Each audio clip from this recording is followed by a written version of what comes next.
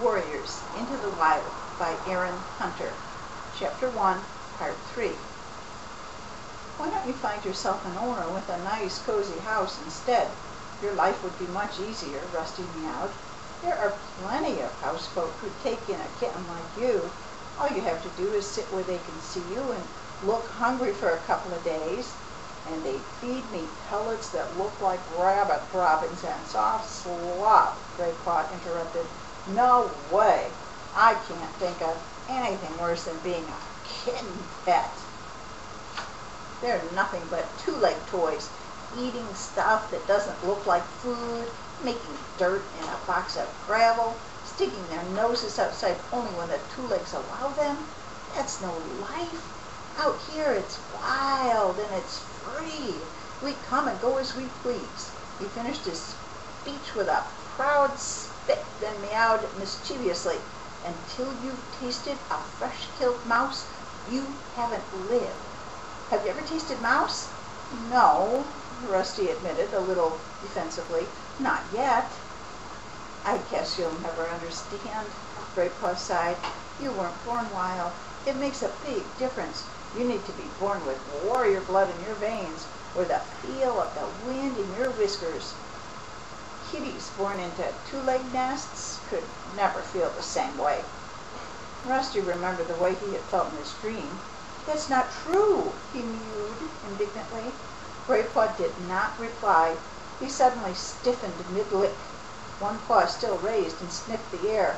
I can smell cats from my clan, he hissed. You should go. They won't be pleased to find you hunting in our territory. Rusty looked around, wondering how Graypaw knew any cat was approaching. He couldn't smell anything different on the leaf-scented breeze, but his fur stood on end at the note of urgency in Graypaw's voice. Quick, hissed Graypaw again. Run! Rusty prepared to spring into the bushes, not knowing which way was safe to jump. He was too late. A voice meowed behind him, firm and menacing. What's going on here? Rusty turned to see a large gray she-cat strolling majestically out of the undergrowth. She was magnificent. White hairs streaked her muzzle, and an ugly scar parted the fur across her shoulders, but her smooth gray coat shone like silver in the moonlight. Bluestar! Beside Rusty, Graypaw crouched down and narrowed his eyes. He crouched even lower when a second cat, a handsome golden tabby, followed the gray cat into the clearing. You shouldn't be so near Two-Leg Place, Graypaw, growled the golden tabby angrily, narrowing his green eyes. I know, Lionheart. I'm sorry. Graypaw looked down at his paws. Rusty copied Graypaw and crouched low to the forest floor, his ears twitching nervously. These cats had an air of strength he had never seen in any of his garden friends. Maybe what Smudge had warned him about was true. Who is this? Asked the she-cat. Rusty flinched as she turned her gaze on him. Her piercing blue eyes made him feel even more vulnerable. He's no threat, mewed Graypaw quickly. He's not another clan warrior, just a two-leg pet from beyond our territories. Just a two-leg pet? The words inflamed Rusty, but he held his tongue.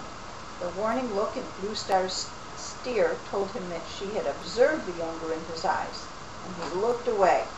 This is Bluestar. She is the leader of my clan, Graypaw hissed to Rusty under his breath. And Lionheart, he's my mentor, which means he's training me to be a warrior. Thank you for the introduction, Graypaw, meowed Lionheart coolly. Bluestar was still staring at Rusty. You fight well for a two-leg pet, she meowed. Rusty and Graypaw exchanged confused glances. How could she know? We've been watching you both, Bluestar went on, as if she had read their thoughts. We wondered how you could deal with an intruder, Graypaw. You attacked him bravely. Graypaw looked pleased at Bluestar's praise. Sit up now, both of you. Bluestar looked at Rusty. You too, kitty pet. He sat up immediately and held Bluestar's gaze evenly as she addressed him. You reacted well to the attack, kitty pet. Graypaw is stronger than you, but you used your wits to defend yourself, and you turned to face him when he chased you. I've not seen a kitty pet do that before. Rusty managed to nod his thanks, taken aback by such unexpected praise. Her next words surprised him even more. I have been wondering how you would perform out here beyond the two-leg place. We patrol this border frequently, so I have often seen you sitting on your boundary, staring out into the forest, and now at last you have dared to place your claws here. Bluestar stared at Rusty thoughtfully. You do seem to have a natural hunting ability, sharp eyes. You would have caught that mouse if you had not hesitated so long. Really? Rusty stammered. Lionheart spoke now. His deep meow was respectful but insistent. Bluestar, this is a kitty pet. He should not be hunting in THUNDERCLAN territory. Send him home to his two legs. Rusty prickled at Lionheart's dismissive words. Send me home, he mewed impatiently. Bluestar's words had made him glow with pride. She had noticed him. She had been impressed by him. But I've only come here to hunt for a mouse or two. I'm sure there's enough to go around. Bluestar had turned her head to acknowledge Lionheart's words. Now her gaze snapped back to Rusty. Her blue eyes were blazing with anger. There's never enough to go around, she spat. If you didn't live such a soft, overfed life, you would know that. Rusty was confused by Bluestar's sudden rage, but one glance at the horrified look on Graypaw's face was enough to tell him he had spoken too freely.